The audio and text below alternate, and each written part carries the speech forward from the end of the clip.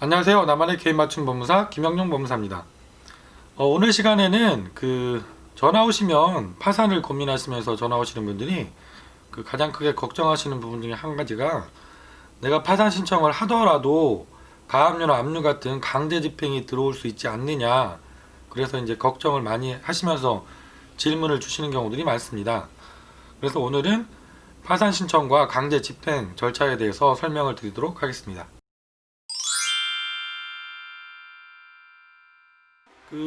개인 파산 신청을 굳이 개인 회생 제도와 비교해서 설명을 우선 드리면, 개인 회생은 여러 번 말씀드린 것처럼 금지 명령이라는 제도가 있기 때문에 신청하시고 빠른 경우에는 3일, 통상적으로 일주일 만에 금지 명령을 대부분 받게 되시거든요. 그러면은 유체동산이나 급여에 대한 강제 집행은 들어올 수가 없고, 개시 결정이 나면 모든 절차에 대한 강제 집행이 불가능하고, 인가 결정을 받게 되면 그 중지됐던 절차들이 다 실효가 돼서 없어지게 되는 효과가 있죠. 하지만 그에 비해서 개인 파산 신청에는 금지 명령이라는 제도는 없습니다. 그래서 걱정하시는 것처럼 법률 규정에 의하면 당연히 강제 집행, 가압류나 가처분이 들어올 수가 있죠. 그래서 제일 많이 걱정하시는 집에 있는 가재도구, 유체동산에 경매가 들어올 수도 있고, 그렇게 규정상으로는 가능성이 있습니다.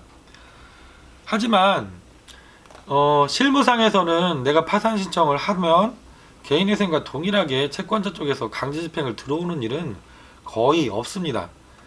그 이유는, 첫 번째로는 파산도 마찬가지로 개인회생 개시 결정이 나면 강제 집행이 모두 불가능한 것처럼, 파산 선고를 받게 되시면 파산 재단에 속하는 모든 재산에 대해서는 강제 집행을 할 수가 없습니다. 그리고 이미 이루어진 강제 집행, 가압류나 가처분이더라도 그 효력이 모두 없어지는 것으로 파산법에 규정을 하고 있습니다. 근데 전국 대부분의 법원이 의정부라든가 몇 군데 법원, 조금 늦게 진행되는 법원도 있지만, 대부분의 법원은 지금 파산 신청을 접수하시면 빠르면 한 달, 보통 2개월 안에, 2달 안에 파산 선고를 받으시거든요.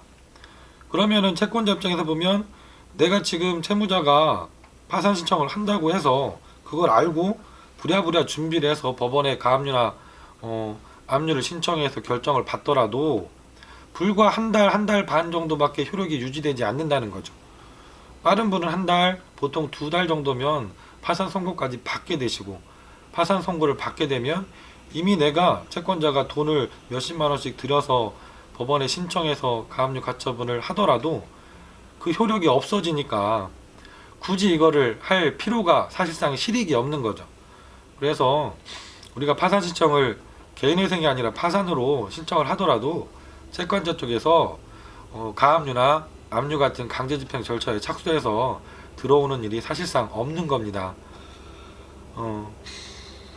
그래서 내가 개인회생이 아니라 파산으로 신청하면 그 이후에도 계속해서 독촉오고, 특히 가압류나 가처분 같은 더더구나 집에 가재도구 이런 곳에 압류가 붙을까봐 걱정이셔서 전화 문의를 많이 주시는데요. 제가 오늘 이렇게 법률적인 부분까지 짚어서 말씀드린 것처럼, 실제적으로는 채권자들이 파산 신청을 하신 경우에도 이렇게 가압류 가처분 같은 강제 집행 절차를 진행하지 않고 있으니까 이 부분에 대해서는 크게 걱정을 하지 않으셔도 될 것 같습니다.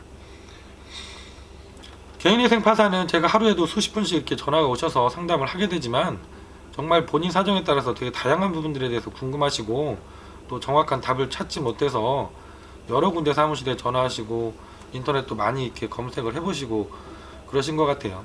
제가 이제 상담 전화가 많아서 전화를 바로 못 드리는 일도 많이 생기고 있는데, 늦게라도 아니면 그 다음날, 그 이후이라도 가능하면 모든 분께 전화를 드리려고 노력을 하고 있습니다. 김영용 법무사에게 전화 주시면 본인께서 궁금하신 점 속 시원하게 해답을 얻으실 때까지 친절하게 상담을 드리도록 하겠습니다. 김영용 법무사였습니다. 감사합니다.